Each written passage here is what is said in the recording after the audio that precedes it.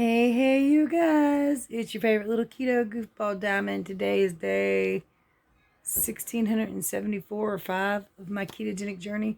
I'm going to show you what I ate, what I weighed, and we're going to talk about how this was a ridiculously horrible day that goes down in horrible days.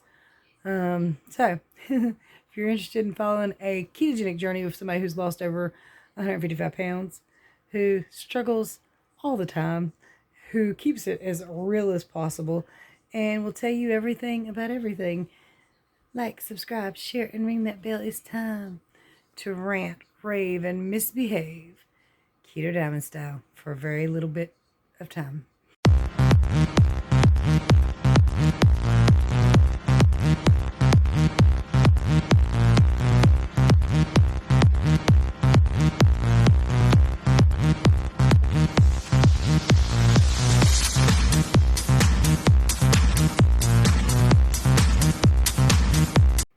Alright, so this will not be a long video, I'm sure, because I'm holding my phone and it gets a little heavy. But anyway, had to work overtime today, a 14-hour shift, which means I'm gone from the house for 16 hours in a day. Supposed to do it again tomorrow morning too. I'm not looking forward to it. It's miserably long. So got up at 3:15 this morning after having about 4 hours of sleep, which is just not safe. But anyway, having 4 hours of sleep. Got up, got dressed, changed my husband's bandages, made him babysit me while I went out to the car because it's a little creepy out there at night, in the middle of the night. We got coyotes. So he watched me go out the door and arrived at work. And of course, just work was long. Just long. Like I said, I'm gone for 16 hours. It's 30 minutes to and from, one way. 45-minute lunch, and working for 14 hours. 15 hours, 45 minutes. And that's if I don't stop and get gas or nothing, which I had to do. By the way, thank you for that Sheets card. It actually bought my first bit of gas. I was going to use it to eat on. My debit card was attached to my order thing, so I just ordered that way and then got gas. But anyway, and the kitten has zoomies. Going somewhere. She got in the shower with me a while ago. That's the only cat. She don't mind getting in the tub or sink. Didn't care. Water, no water, foot of water. Don't care. Got in the shower with me. I was like, you've got to get out. You can't be in here. But anyway, I'm sorry, you guys. Like I said, it's been a rough day. Not just being tired, but then I got a call from my mom just before lunchtime. My grandson's other grandma, Pam, who he stays with every weekend, who he loves to death, had a stroke. She didn't know she was a diabetic, does now. Her blood pressure was elevated, not as high as mine gets though. So I don't really think the blood pressure was a factor. But then again, it might just be way too high for her body, something her body's not used to.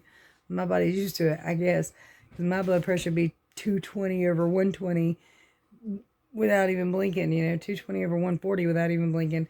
Don't worry, it's managed. But hers wasn't that high. But either way, she can't see very well. Her husband had to operate her phone for her. She couldn't talk normal. I spoke to her for a few minutes. I did call her when I found out about it to see, to assess the situation, because my mom, she doesn't really understand everything going on around her. Well, anyway, yeah, I don't think it's too good. They're going to go to an eye doctor. They're going to do some, I'm sure, therapies and different stuff.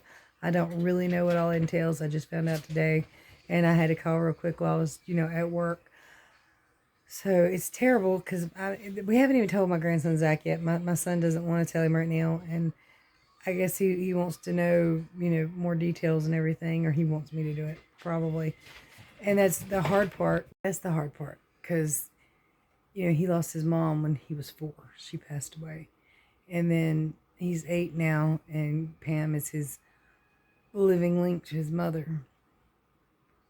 And that's, I I don't want to talk to him about it. I don't want to explain it. I know we have to. I know there's no choice. But it's... don't even want to. And just now, like 15 minutes ago, baby Beans, Nick and Raina's baby, and Raina was helping her stand up, and she kind of tilted over, and she's got a big knot, a big purple spot, and a tiny, like, prick right here, where she fell over and hit the windowsill, which is sharp. So they just left to take her to the hospital just to make sure.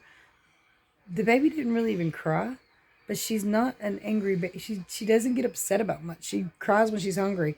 She pouted just a little bit, and then I walked in the room and said, "Are you okay?" And she smiled at me. So I think she'll be fine, but the hospital for safety's sake, because it started knotting up and bruising pretty quick. So prayers, fingers crossed, all that stuff, guys. If you got it, it sure would be helpful. One really, really awesome thing. Corey brought me a laptop tonight. It's like a $700 laptop. Aaron got a new one, so they wiped the one. This one here. It's some kind of gaming laptop, and I'm getting that. I got that. It's over there. I don't have time to use it. I gotta go to bed. Anyway, let me show you what I ate. What do I? Friday morning, work morning, 166.8. I'm about to head to work. 5:53 a.m. Ham, egg, and cheese chaffle. Alright, you guys, this is bourbon chicken from Golden Corral. My daughter actually bought it home for me yesterday.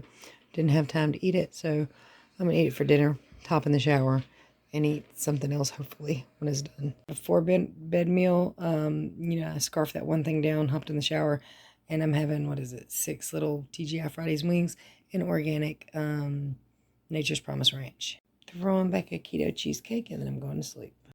168.8, therefore that meal was most certainly not keto friendly. Yep, one more time. Fat again. Woke up heavier again. Probably the Bourbon Street chicken, could have been the chicken. I don't know. At this point, everything I eat feels like it's kicking me out of ketosis. Everything I do feels like it's kicking me. No matter if I think it's going to be okay or not, it's not okay. And that's irritating because, like, all my favorite foods don't work anymore. All the things I used to lose 155 pounds, they don't work anymore. But I really need to stay away from stuff like Bourbon Street chicken. And I have no choice but to eat in this week because we're broke. Like, crazy broke. My husband's, he has, what do you call that? Disability at work, like short-term and long-term disability. So the way it works is you apply for it before you have surgery. He did. He was approved for it. It was supposed to start on the 15th. It is almost the 27th, and it still hasn't arrived. So we're just relying on my paycheck, and $130 has to come out of my paycheck every week to his job, to our job, to cover his insurance, because you have to pay his insurance every week, even though he can't work. It's the most ridiculous stuff I've ever heard in my life and ever dealt with in my life. And still no payment. And he pays for that. It's part of what I'm paying. He pays for that. So, just majorly irritated at the moment and tired. And just drained of all and any energy. My arms are going to fall off. My legs hurt. I've got cramps.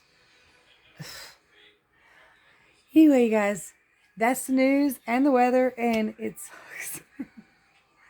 But let's hope for a brighter day tomorrow. I hope you guys have a wonderful, wonderful weekend, and you're not working hard, and you're not tired, and you're feeling great. Much love, many prayers. Make your next meal keto, and check all the description stuff for all that good stuff that, is down there.